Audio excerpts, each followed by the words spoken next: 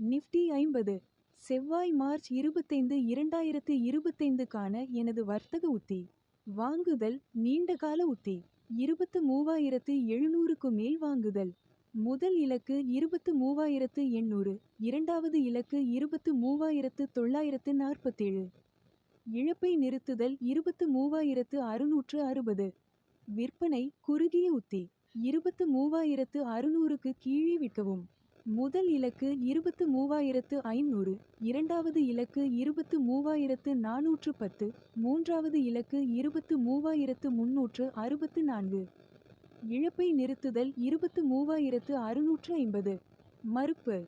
மேலே உள்ள தகவல் வாங்குதல் அல்லது விற்பனை பரிந்துரை அல்ல. பங்குச் சந்தையில் எந்த நிலைப்பாட்டையும் எடுப்பதற்கு முன் உங்கள் நிதி ஆலோசகரின் ஆலோசனையை பெறவும். நன்றி.